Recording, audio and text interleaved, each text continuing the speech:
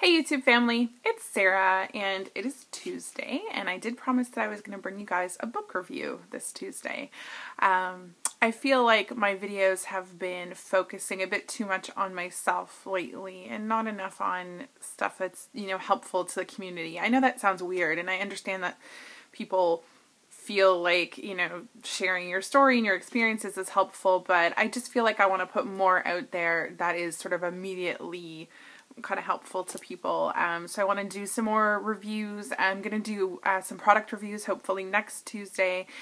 And right after this, I'm actually going to upload a quick video asking for questions. I did promise, I think way back for my 1-year surgiversary, that I would answer questions and do a series of, ask me anything kind of videos. So I want to make sure that I'm doing as much as I can, I guess, to really help people in the community with the things that they're interested in. It doesn't mean I'm going to stop sharing my story and my journey, but I just feel like I've been focusing a lot on myself lately in my videos and I want to do a bit more. So before I go on to the book review as well, I noticed the other day I was on my LessOfSarah channel page and I realized that I hit a milestone. I'm up over 100,000 views on my videos, which I think is crazy. And if you had told me that when I started making videos, I would have thought that was nuts. I'm so grateful to all the positivity that this YouTube journey has brought me, and not just that, but to the people that I've met and to the way it's enriched my life and my adventure. But I want to thank you guys, everyone who continues to watch my videos and who cares about all the craziness that I have to share and what I have to say. It really means so much to me. It's hard to put into words, but I guess kind of wanted to recognize that and say thank you to all of you. So, books. I'm going to start just by saying that if you follow my channel and watch my videos, I talk a lot about research and how important I think research is to, making decisions for yourself about your diet and how you want to move forward with your journey. Again, it's not that I'm saying you shouldn't listen to your doctor or your nutritionist. However, I think ultimately you're responsible for your own health. And as you progress along this journey, you're going to need to start making more decisions that are more personalized. And you need to teach yourself to, I guess, not just to make good decisions, but how to make decisions. And I am kind of a believer in the, I guess we'll call it the more you know theory, in that I try and go out there and read as much as I can, even things that immediately sort of seem to me like they don't make sense or stuff that I don't really believe in. I still like to know what's out there. I'm not afraid of reading something or listening to something that maybe doesn't quite jive with what I think is correct, because no matter what, I'm always learning something. And sometimes, your mind can get changed about things. So I don't read a ton of books on weight loss, diet, exercise type stuff, but when I go away or if I'm on vacation and I need to spend some time, relaxing or doing whatever, then I do tend to read some nonfiction stuff as well, just to kind of, learn more about stuff. And I am still in this kind of interesting point where I'm trying to make a transition to more of a maintenance style diet. It doesn't mean that I've stopped trying to lose weight. I'm not transitioning into what I think would be like my fully maintenance type diet, but I want to start, and I have started, I guess, changing up my diet a little bit and doing something that I think is something I can do over the long term. And I've talked before about the aim of, trying to add more vegetables, which I haven't been that good at trying to eat more cleanly, all of that stuff. And so I was kind of after reading something about that, but I know that for me, a full-on like paleo lifestyle or something like that just isn't going to work. That's just not me. Like, I need dairy products in my life. But I feel like the way I tend to do things, even in my spiritual life, for example, I tend to take, I've done, a lot of reading on all different types of spirituality and religious ideologies, and I kind of take a little bit from here and there and Frankenstein it into something that makes sense to me.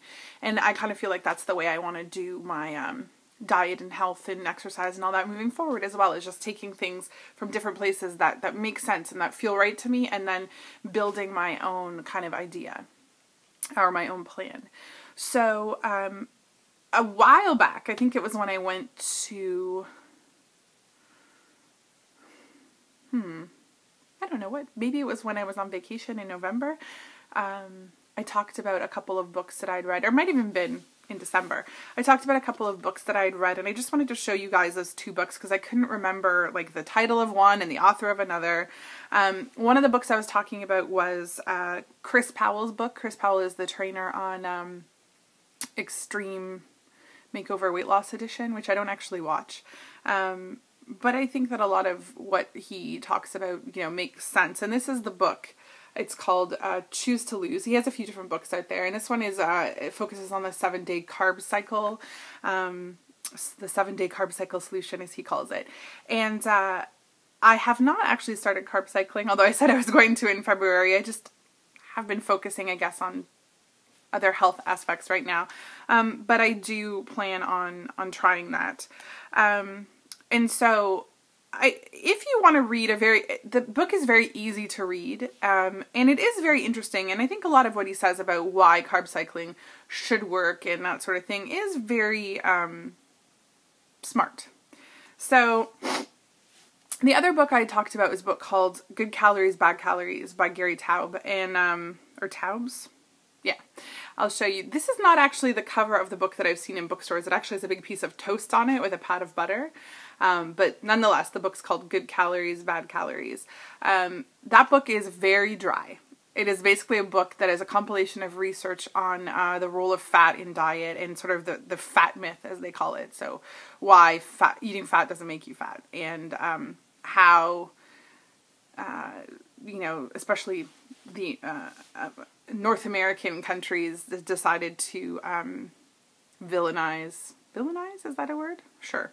Fat, dietary fat, and it's linked to heart disease and all that sort of stuff. So I'm not going to give away the whole book, but, and you can find the same information in much less dry books. But I did want to show that book because if you really want hardcore research, it's a great book to read, although it's, again, a pretty dry book. The book that I really wanted to talk about today that I read while I was away, which I really, really enjoyed, is, and I'm trying to remember, I think I actually read about it through a link on Quest Nutrition's Facebook page. And I'm just going to bring up the cover of the book so you can see what it looks like. I just downloaded the book from Amazon. Sorry. There we go. This is the book. It's called The Calorie Myth by Jonathan Bailor. Oh, someone's calling me. Oh, it's my mom. Oh well, she'll have to wait. So yeah, the book's called The Calorie Myth. How to Eat More, Exercise Less, Lose Weight, and Live Better. Sounds great, right? Sounds like a good book to read. I actually really, really enjoyed this book. I felt like it really talked a lot about things that I've been thinking about. I think I mentioned in a video before that I felt like when it comes to maintenance that I will need to transition into eating more calories, and that I don't think I need to be afraid of eating more calories. What I need to make sure I'm doing is eating more calories, but making sure that what I'm eating is cleaner and those calories count. And the idea of the calorie myth is, you know, what people talk about. Weight loss is just calories in and calories out. And I've never really believed that. I've talked about the fact that I don't believe that. Because otherwise, if I ate 1,000 calories of, you know, Snickers, that should be the same as if I eat 1,000 calories of chicken breast. And I'm sure that we can all agree, not just from a health point of view, but from a weight loss point of view, that's just not true. It just doesn't even make sense if you just think it through and how your body uses calories and that sort of thing. So, but I didn't necessarily have the knowledge to kind of back up saying that I didn't buy that. But, you know, this book really goes through, and I feel like the book is a good balance between some more high-level kind of research talk and just general stuff. I mean, I think it makes it pretty easy to understand the medical and scientific basis of what Jonathan Bailor talks about in the book. But basically, and I don't want to kind of give away everything in the book, but basically what Jonathan Bailor talks about is the idea of not counting calories, which is so scary to me. I don't know whether I could ever really do that, but he talks about not counting calories, but making sure that you are eating, you know, a non-processed whole food diet with lots of green vegetables, that you're, you know, that you include carbs, but obviously that those carbs are non-starchy carbs. One of the things it talks about is the fact that starchy carbs are basically exactly like sugar to your body. There's no point in pretending that they're different. Starchy carbs and sugar are the same, because starchy carbs pretty much turn into sugar. And, you know, I've always kind of believed that as well. I don't really include starchy carbs in my life. It does pretty much advocate not eating wheat or grains pretty much at all in the book. I don't know that I would go that far. However, I think, you know, I would probably limit it to things like oatmeal or, you know, whatever, and very rare, like, whole grain things. I'm not sure that I could totally give up grains, but that is advocated in the type of diet that the book talks about. But it also talks about the idea of not having to go all in. Like, if you're not comfortable doing the type of diet that's prescribed in the book, and again, it's not a diet as in like a do this diet to lose weight. It's literally like a, you know, lifelong way of eating type of diet. Yeah, I mean, it does talk about the idea of, you know, how to modify it to make it work for you. Like, not everyone can do a fully whole food diet and all that stuff. So, I think it's a really smart book, and it's a really realistic book, and I like that it explains the reasoning behind things. I think, you know, when I get to the point of, you know, really trying to maintain and not being afraid of eating vegetables and that sort of thing, which I think is silly. I think my issue is that I know how I want to eat moving forward. I'm just afraid if I start doing that now that I'm not going to see the scale continue to go down.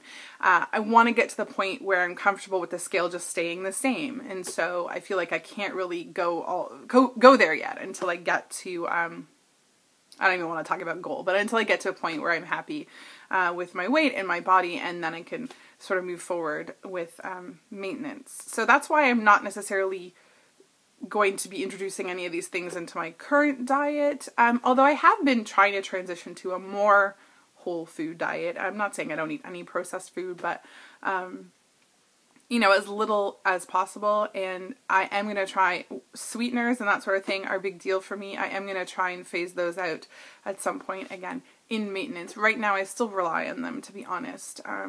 So I don't know.